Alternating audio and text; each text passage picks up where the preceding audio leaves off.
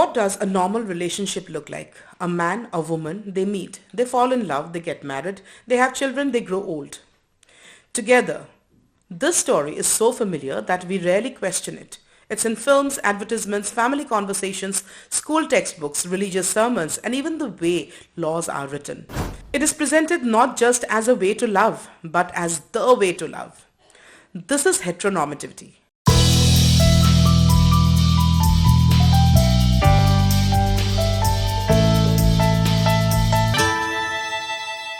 Hello and welcome back to The Personal Lens. This is Jayanti and today we are going to sit with heteronormativity. Not to dismiss love between men and women, not to villainize heterosexual relationships, but to critically examine how heteronormativity shapes intimacy, power, desire, gender roles, expectations and inequality. Even within relationships that look loving on the surface. Because what we often mistake for natural is actually deeply political. So what is heteronormativity really?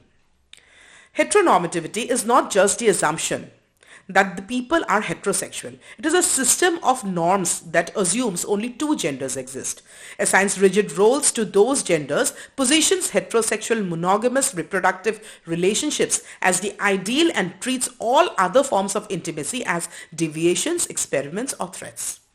It is the belief that men are supposed to desire women. Women are supposed to desire men and everything else must justify its existence. But heteronormativity does something even more insidious. It structures power within heterosexual relationships themselves. From a very young age, we are taught how to perform our roles in relationships. Men are taught to lead, to provide, to protect, to dominate emotionally and sexually, to suppress vulnerability.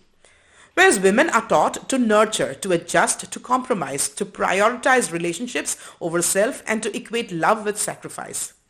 These roles are not negotiated. They are assigned. Heteronormativity turns relationships into performances. The man must be masculine enough. The woman must be feminine enough. And when either fails to perform convincingly, the relationship is seen as dysfunctional, even if the people inside are happy. Now, one of the most dangerous things heteronormativity does is disguise power imbalance as romance. When a man is controlling, it is called concern. When a woman sacrifices her career, it is called love. When a woman tolerates disrespect, it's called adjustment. When a man avoids emotional labor, it is called nature. We romanticize unequal emotional labor, unequal domestic work, unequal sexual expectations, unequal freedom. Heteronormative culture teaches women to endure and men to expect. And the tragedy is many of us internalize this so deeply that we stop recognizing inequality when it feels familiar. Marriage, especially in the Indian context, is one of the strongest enforcers of heteronormativity. It is not just about love, it's about legitimacy, respectability, sexual regulation, reproduction, and social control.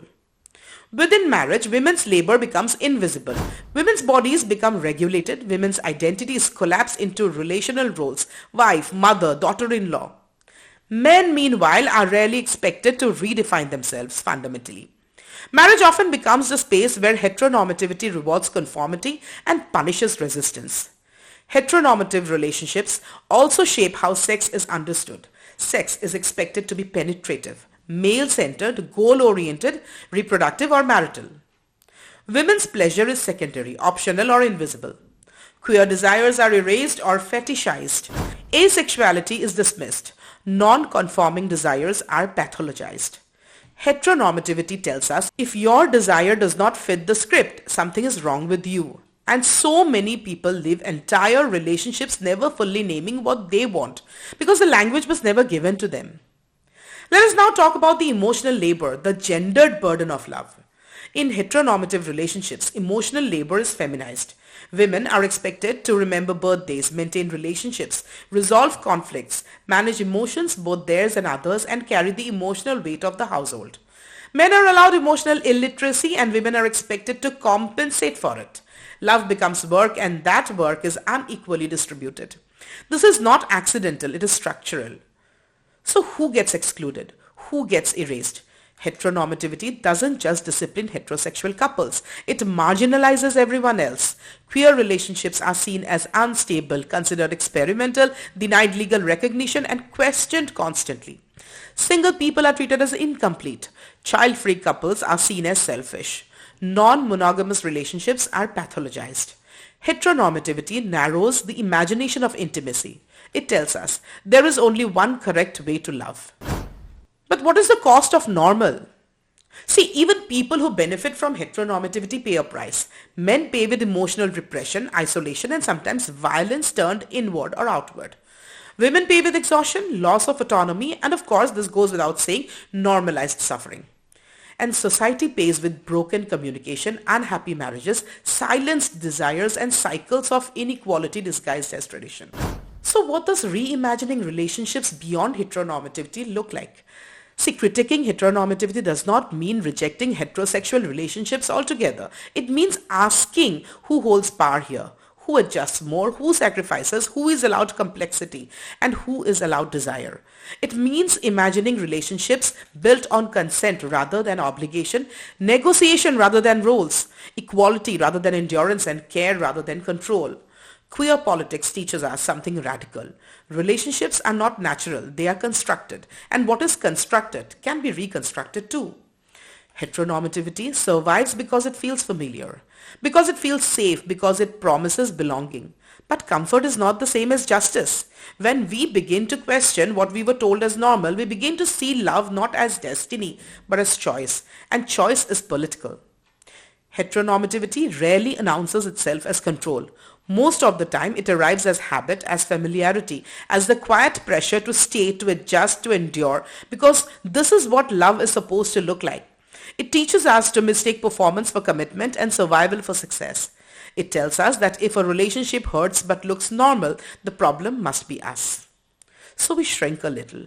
We explain away discomfort, we learn to love quietly, and somewhere along the way, we stop asking whether the unease we feel is personal failure or structural design. This is the genius of heteronormativity. It doesn't force obedience, it makes alternatives feel unthinkable. But love does not have to follow a script written by patriarchy, tradition, or fear. Relationships are not natural facts. They are political arrangements. They organize power, labor, desire, and freedom. And the moment we stop asking, is this normal, and start asking, is this fair, the entire structure begins to tremble. Maybe love was never meant to feel like self-erasure. Maybe it was meant to be negotiated, not endured, chosen, not inherited, nourishing, not narrowing. Because relationships are never neutral spaces. How we love reflects the world we accept. And choosing to love differently, choosing equity, visibility, and honesty over comfort is a deeply political act.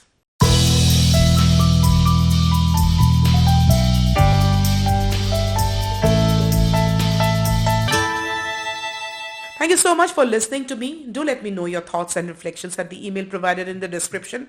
Do not forget to like, subscribe, and share the personal lens. We'll be back with more of such uncomfortable conversations. Until then, keep questioning, keep reflecting, and most importantly, keep looking through the personal lens.